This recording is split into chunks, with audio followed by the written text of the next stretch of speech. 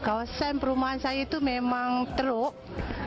Air pun paras atas pada dada. Jadi sekarang ni kerosakan yang kita alami tu tak boleh digambarkan.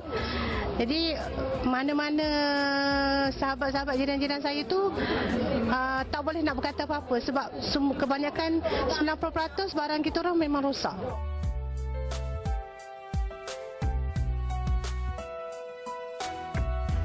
Yang motor-motor saya habis tenggelam. Memang saya tengok pemerintah kita orang dah sampai nak tinggikan peti basa apa semua tak ada. Habis. Lengkok habis. Memang rumah pun macam lumpur. Memang lumpur betul lah.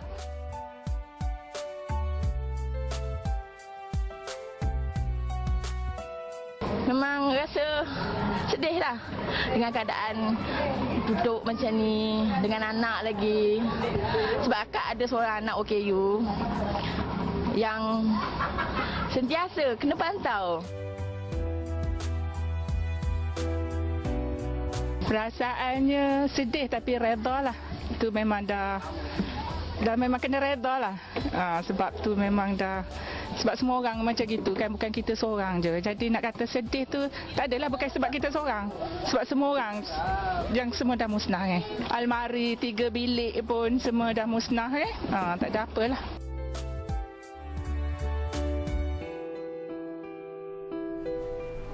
Itu tadi luahan emosi mangsa-mangsa banjir dan saya kira itu bukan sahaja dari segi kerosakan harta benda tetapi kerosakan mental juga yang jarang kita hendak lihat. Dan hari ini di You Wartawan, anda juga wartawan, kita akan membincangkan tentang pengurusan mental dan emosi pasca bencana yang saya kira mungkin seringkali dipandang enteng. Dan hari ini saya bersama dengan Profesor Madya Dr. Mariani Muhammad Noor, seorang pakar psikologi dari Jabatan Pendidikan Psikologi dan Kaunseling Universiti Melayu. Assalamualaikum Prof. Terima kasih banyak-banyak. Terima kasih kembali. Prof, kenapa permasalahan dari segi pengurusan mental dan emosi? Kita lihat banyak bantuan dari bentuk fizikal datang ya untuk membantu mangsa-mangsa banjir dan juga pasca bencana ini. Tapi kenapa pengurusan dari segi mental dan emosi dalam bentuk bantuan begitu seringkali dipandang enteng masyarakat kita? Sebenarnya kalau kita nak bincang tentang pengurusan emosi pasca bencana ya, sebenarnya selepas daripada pusat pemindahan, selalunya kalau pasca bencana ni 24 jam selepas ya. Dan apabila ini berlaku lazimnya mereka akan masih duduk di situ ataupun kadang-kadang bila dah surut banjir itu mereka akan pulang ke rumah ya. Dan lazimnya pengurusan emosi ini sentiasa dilakukan oleh pihak-pihak yang bertanggungjawab, terutama kaunselor-kaunselor ya. Dan kalau kita lihat yang banjir ketika ini yang paling agak teruk ialah Pahang, Kelantan dan juga Terengganu serta Johor ya. Dan setiap negeri ini mereka mempunyai jabatan kebajikan masyarakat mereka sendiri. Jadi kaunselor-kaunselor daripada setiap negeri ini akan turun ke padang, ke negeri masing-masing dibantu oleh sukarelawan yang datangnya daripada universiti, yang datangnya daripada NGO untuk membantu kaunselor-kaunselor kita sebut term menguruskan emosi mereka. Maksudnya sekarang ini mereka susah hati, mereka panik, mereka cemas. Jadi bantuan ini memang ada. Cuma sekarang ini sama ada bantuan itu diguna pakai sepenuhnya dan sebaik-baiknya oleh mangsa ataupun tidak. Dan sepatutnya selepas dikunjungi oleh kaunselor-kaunselor, mereka lazimnya akan datang semula kalau keadaan memerlukan ya. Tapi bila saya kata keadaan memerlukan, kadang-kadang kaunselor ini mungkin tidak dapat mengunjungi tempat itu sekerat yang mungkin. Jadi mangsa itu sendiri yang sepatutnya mewawarkan ataupun pergi sendiri meminta bantuan, terutama daripada aspek emosi, aspek stres, dan ini yang sepatutnya dilakukan oleh mereka. Tapi memang saya pasti pihak JKM yang mana kaunselor-kaunselor serta beberapa sukarelawan yang terdiri daripada pelajar-pelajar universiti ataupun NGO memang turun padang untuk membantu mereka memastikan mereka kurangkan trauma yang mereka telah lalui. Baiklah, bermakna sudah wujud khidmat berbentuk kaunseling dan juga pengurusan emosi ini pasca bencana kepada mangsa-mangsa banjir disediakan oleh Jabatan Kebajikan Masyarakat. Tetapi sejauh mana partisipasi atau keterbukaan mangsa itu sendiri untuk kepada mereka-mereka ini? Baik, bila kita sebut tentang partisipasi ataupun penglibatan ya, lazimnya orang yang dilanda bencana ya dipindahkan ke pusat-pusat pemindahan. Jadi mereka ni orang kata powerless, mereka tak berdaya. Mereka tidak ada dalam hati, mereka kata kenapalah aku jadi begini? Kenapalah aku jadi begini? Jadi dalam hakikat ini lazimnya sifat keterbukaan mereka ada ya. Apa yang berlaku ialah kemungkinan selepas mungkin 3-4 hari atau mungkin selepas seminggu, mungkin keterbukaan itu hanya dikongsi bersama keluarga atau mungkin disimpan dalaman. Jadi ini tidak sepatutnya berlaku. Mereka sepatutnya meluahkan apa sebenarnya perasaan mereka, susah hati dan sebagainya. Sebab maklum ya Hana ya, kalau ada banjir, harta benda rosak. Bila kita kata harta benda, mungkin orang di luar sana tidak memahami. Harta benda itu kereta yang dibeli, kerusi meja, TV yang ingin ditonton, mungkin handphone pun hilang ya. Banyak perkara yang berada dalam rumah itu semua tidak boleh dipakai 100%. Termasuklah wang ringgit memang dah tak ada. Jadi dengan keadaan yang tidak berduit, dalam keadaan yang mungkin ada anak yang sakit, kalau tadi kita tonton ada anak yang OKU pula, mungkin kerusi roda pun dah tak boleh diguna pakai. Jadi semua ini meninggalkan trauma. Jadi saya pasti keterbukaan mereka, terutama immediate effect selepas berlakunya bencana ini, keterbukaan mereka memang tinggi ya. Kecuali mereka yang memang malu nak minta bantuan, ini orang kata malu tak bertempat lah ya. Okey, doktor sebagai seorang pakar kaunselor kan, perbezaan doktor lihat kepada mereka yang cepat-cepat merujuk kepada pakar-pakar kaunseling untuk diurus tadbirkan mental dan emosi mereka berbanding mereka yang lagi reserve, tidak mahu kepada orang-orang ini. Mungkin kadang-kadang ada orang dia malu, segan untuk meluahkan apa yang mereka rasa di dalam. So, kadang-kadang orang Melayu kita ni mereka ni lebih suka simpan dalam kan, jarang mereka bercakap tentang masalah mereka secara terbuka dengan orang ramai. Bezanya doktor? Beza antara mereka yang sikap yang lebih terbuka untuk bercakap, progres untuk mereka pulih dari segi semangat mereka itu. Mereka yang lebih terbuka pada saya adalah mereka yang lebih extrovert, mereka yang lebih orang kata berkongsi apa yang dilalui ya. Dan mereka yang lebih bersifat terbuka ini pemulihannya lebih cepat. Penyembuhan emosi, perasaan apa saja yang berduka dan sebagainya itu lebih cepat berbanding orang yang memendam perasaan. Sebab orang yang sifatnya terbuka, orang di luar yang mendengar akan cepat-cepat membantu. Kerana masyarakat kita juga adalah masyarakat yang suka membantu dan sangat prihatin. Ya, orang kata tidak ada lagi dah, orang kata ibarat pepatah, jangan jaga tepi kain orang, tak ada lagi dah, memang dah kena jaga ya. Tapi bagi mereka yang memendam perasaan, tidak mahu memaklumkan, ada sifat malu tak bertempat, mereka ini akan melalui trauma demi trauma.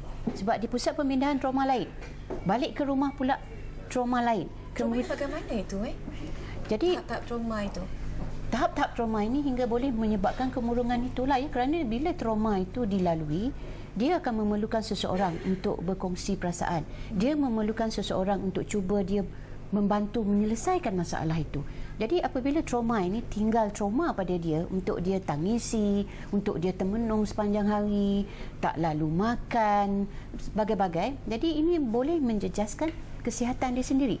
Jadi orang kata di sini, jadi itu yang dikatakan sebagai bantuan perlulah ada.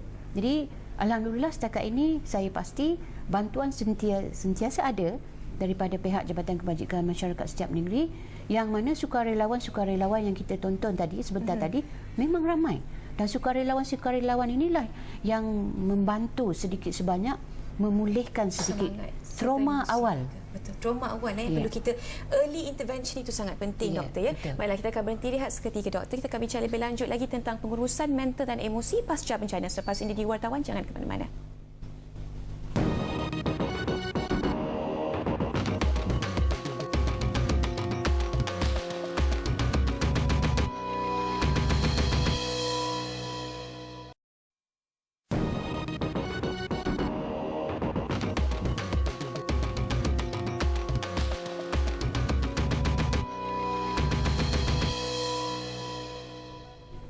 Bertemu kembali di You Wartawan. Kita bercakap tentang pengurusan mental dan emosi kepada mangsa-mangsa pasca bencana.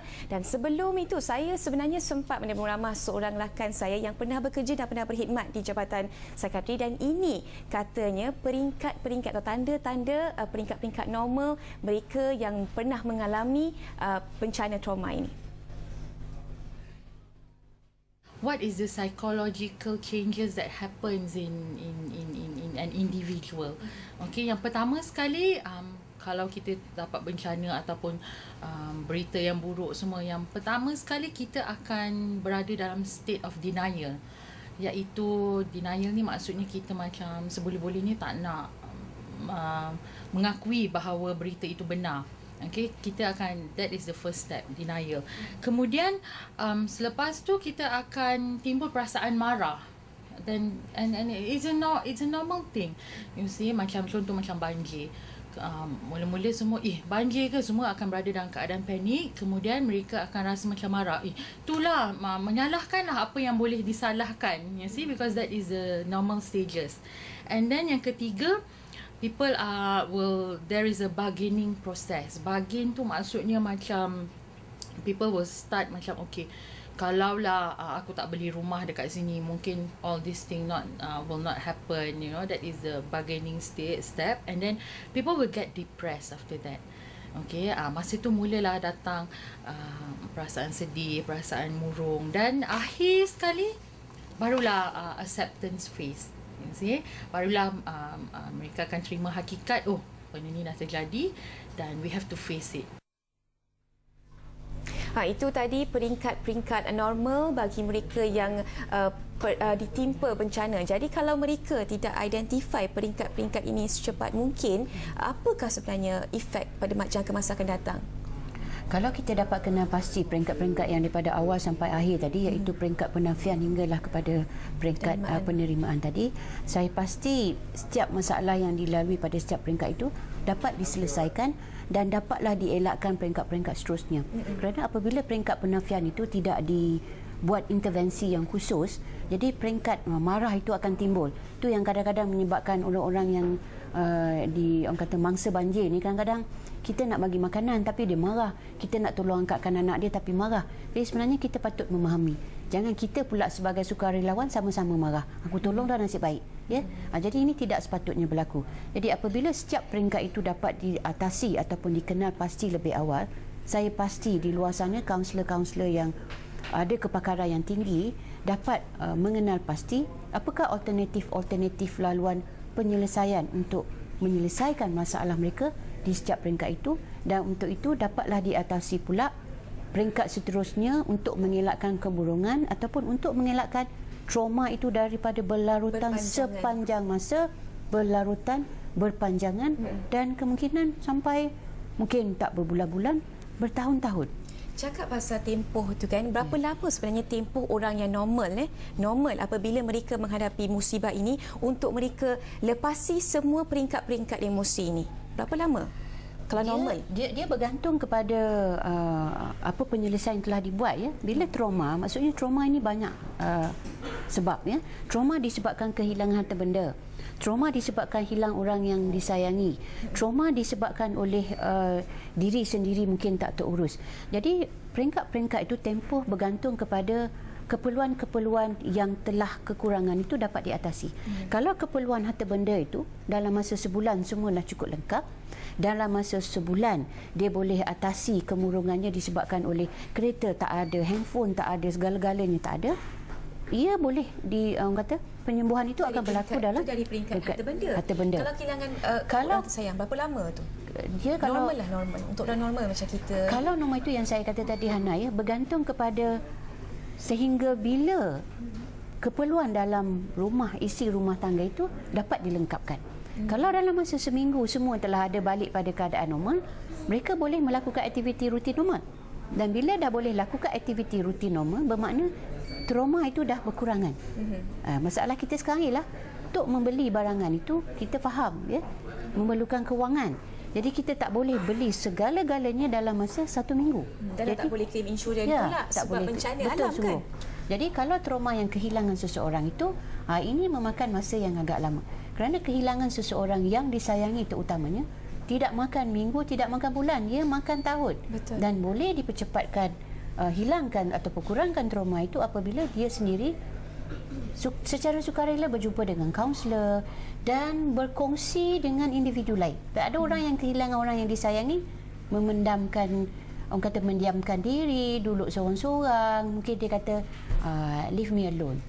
Banyak begitu. Betul. Pendapat Doktor lah, bagaimana bentuk pengurusan emosi dan mental pasca bencana ini yang ideal ataupun yang boleh kita tambah baik, sebab kita biasa banjir ni berlaku setiap tahun dan musibah ni kadang-kadang menimpa tak kira siapa. Pendapat Doktor? Pada saya pengurusan yang ideal ini bukan orang kata nak mengharapkan orang lain juga, tetapi diri sendiri. Jadi lazimnya mereka yang dilanda bencana terutama banjir adalah kawasan yang kerap.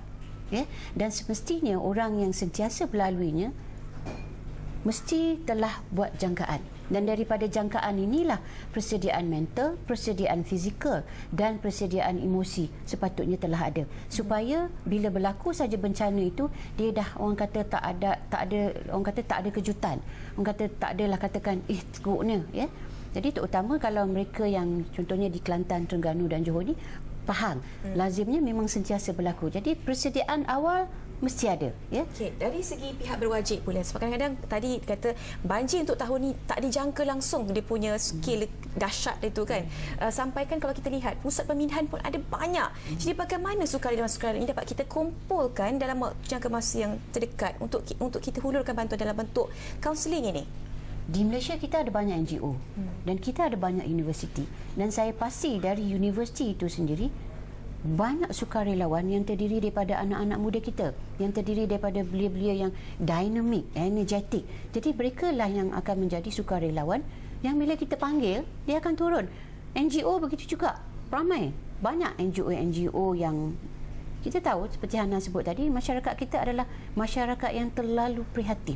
Jadi saya rasa tidak ada masalah, dan memang orang kata kita tak akan jangkakan bencana yang akan datang. Betul. Tetapi saya pasti di Malaysia sendiri bantuan-bantuan terutama daripada aspek dalam masa terdekat, bantuan kecemasan itu akan sentiasa tetap ada. Malah ada orang di luar sana yang tertanya macam mana nak bantu dia, kan? Macam mana nak tolong, saluran mana nak pergi. Betul. Mereka sentiasa mencari. Okey Doktor, kita selepas ini telah terlihat, sebenarnya kita lihat dari pengurusan dari aspek perspektif agama pula selepas ini di You Wartawan. Jangan ke mana-mana.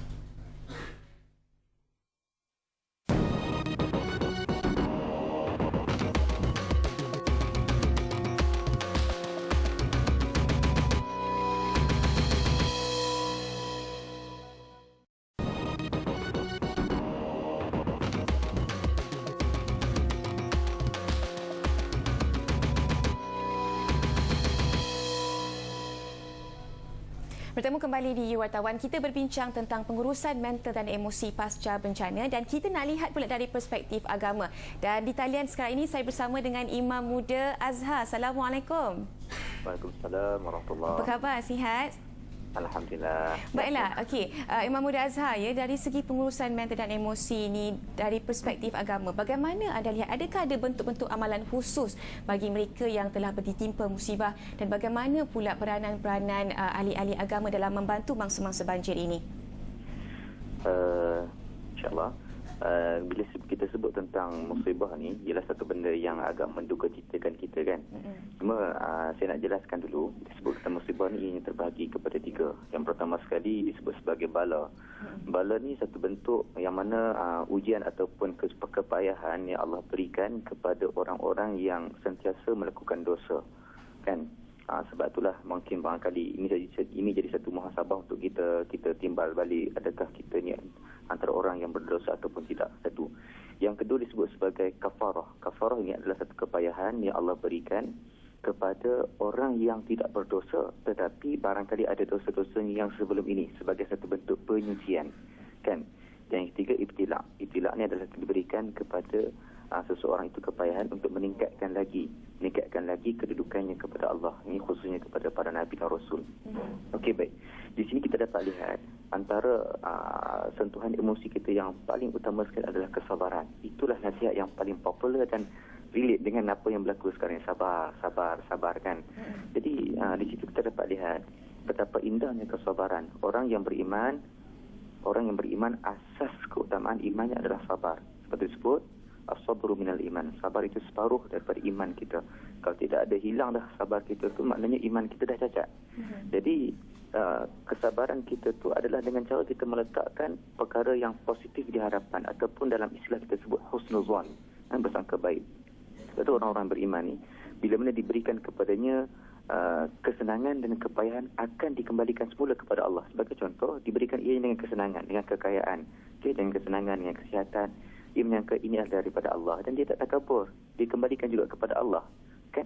Dan bila mana diberikan kepayahan dengan banjir, dengan rumahnya ditenggelami air, hartanya rosak, keretanya rosak, binatang ternakannya mati, dan dia bersabar. Dia kata apa? Barangkali kalaulah ada pula banyak harta aku, kereta aku yang cantik ni, haiwan-haiwan ternakan aku yang banyak ni, barangkali aku lupa kepada Allah. Ini orang yang beriman.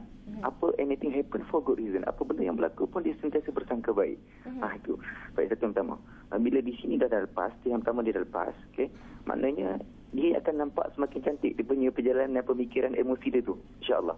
Dan yang kedua, kita melihat di sini sebagai satu muhasabah, kita sebut sebagai satu muhasabah. Okey, orang yang hebat menguruskan emosi adalah dia meletakkan segala apa yang berlaku tu, barangkali aku jauh dengan Allah. Dia bermuhasabah. Tapi ada juga kadang-kadang tu dia kata, perlukah aku bermuhasabah? Aku rasa macam aku tak buat dosa, aku rasa macam aku ni baik, kan? Tak juga. Kalau kita lihat antara dialog Nabi Allah Nuh alaihi salam dengan Allah, ketika mana Nabi Nuh itu dilanda banjir, Allah berikan bala banjir kepada umat Nabi Nuh. Nabi dah berdoa, ya Allah, seandainya ada padaku dosa, ampunkanlah ya Allah. Nabi Nuh siapa? Seorang yang maksum, yang tidak punya dosa, tapi dia juga memohon ampun kepada Allah. Ini kan pula kita. Maka teruskanlah kita beristighfar, berdoa kepada Allah. Baiklah, ada tak bentuk mungkin amalan-amalan khusus bagi mereka ni untuk mereka pulihkan semangat mereka kembali? Okey. Jadi yang ketiga itulah yang saya nak sebutkan tadi ni sebagai amalan khusus adalah berdoa. Berdoa, kerana doa itu adalah satu ikatan yang kadang-kadang kita rasa macam biasa, tapi ianya senjata yang paling hebat. Doa silahul mukmin. Berdoa kepada Allah, dan kita kena ingat antara doa yang makbul adalah doa di ketika mana kita ditimpa kepayahan. Ini amalan yang paling hebat, paling simple kita boleh buat. Angkat tangan berdoa, menghadap kiblat berdoa, kan? Tak susah kan? Tak susah banyak. Baiklah, terima kasih banyak-banyak Imam Muda Azhar atas pandangan anda tadi. Assalamualaikum. Itu tadi dari perspektif agama. Mereka yang bersabar itu sentiasa terbuka menerima ujian daripada Allah SWT. Okey, tadi tercakap tentang kita kembali kepada bentuk-bentuk apakah teknik-teknik kaunseling yang akan diberikan kepada mangsa-mangsa banjir. Sebab saya rasa mereka yang sedang menonton ini pun nak tahu, sebab saya percaya mereka ni antara mangsa-mangsa banjir juga. Okey, untuk teknik-teknik kaunseling ini, pakar-pakar kaunseling lebih mengetahuinya, kerana kalau saya bercakap, saya bincang daripada aspek psikologi. Kalau daripada aspek psikologi, pakar psikologi boleh buat dalam bentuk penasihatan. Tetapi saya juga telah berbincang dengan beberapa bekas pelajar saya yang juga merupakan pakar kaunselor, dan teknik-teknik ni ada banyak. Ada yang boleh dibuat pasca bencana ni, maknanya selepas bencana ni boleh dibuat. Kalau dalam keadaan individu ini terlalu trauma, boleh dibuat dalam kaunseling individu, kemudian kaunseling kelompok, kaunseling keluarga. Jadi banyak kaedah kaunseling, tapi waktu bencana itu berlaku, yang paling sesuai sekali ialah grief therapy. Grief therapy. Sebab di sini seperti yang disebut oleh Ustaz tadi juga, ya, apabila dilanda bencana seseorang itu, dia akan sebenarnya dia diduga dan diuji. Jadi pada saya pula bukan setakat diduga dan diuji, tetapi juga untuk dia menyelesaikan masalah itu dalam keadaan yang lebih rasional, dalam keadaan yang orang kata emosi itu tidak keterlaluan hingga menangis-nangis, menjerit-jerit, ya, dan tidak pula menyalahkan orang lain. Jadi teknik-teknik kaunseling yang sesuai ini bergantung juga kepada peringkat-peringkat trauma yang dilalui, seperti yang kita telah tonton tadi, dari peringkat penafian hinggalah kepada peringkat penerimaannya itu. Okey, terakhir, apakah kata-kata ayah yang mungkin doktor boleh nak cakapkan kepada mereka yang ingin membantu, dan juga kepada mangsa-mangsa banjir yang mereka sudah rasakan sudah ada trauma itu, memang sudah terjadi trauma, tapi mereka tidak ada sesiapa yang mereka nak luahkan. Pada saya, bagi mereka yang ingin membantu, saya sarankan untuk berhubung dengan Jabatan Kebajikan Masyarakat setiap negeri, kerana mereka memang amat memerlukan sukarelawan-sukarelawan yang boleh membantu mereka. Sebab kita faham bahawa tenaga-tenaga kepakaran di Jabatan Kebajikan Masyarakat juga terhad. Betul. Sedangkan mangsa-mangsa bencana ini terlalu ramai, ya. Dan masalah-masalah mereka juga berbeza. Dan masalah-masalah juga berbeza. Betul. Jadi di sinilah ramai bantuan-bantuan daripada sukarelawan itu, dan alhamdulillah bagi mereka yang nak menghubungi, hubungilah Jabatan Kebajikan Masyarakat. Google saja internet, saya rasa dah boleh dapat dah. Bagi mangsa-mangsa yang orang kata yang dilanda bencana ini, jangan terlalu menyimpan, sikap keterbukaan perlu ada. Cara untuk orang kata ada mempunyai sikap keterbukaan itu, berhubunglah dengan orang-orang lain di persekitar, bercakap dengan keluarga dan sebagainya, dan pastikan keselamatan diri sendiri itu terjamin dahulu sebelum menjaga keselamatan orang lain di persekitaran, terutama ahli keluarga itu sendiri. Baiklah, cukup cantik itu rumusan daripada Dr. Mariani. Baiklah, dari itu sahaja masa yang kita ada. Saya harapkan perbincangan kita pada hari ini dapat membantu mangsa-mangsa banjir di luar sana, dan juga kepada mereka yang ingin bantu dalam bentuk yang berbeza, boleh dalam bentuk kaunseling mungkin. Baiklah, insya-Allah kita akan berjumpa lagi di episod yang akan datang. Assalamualaikum.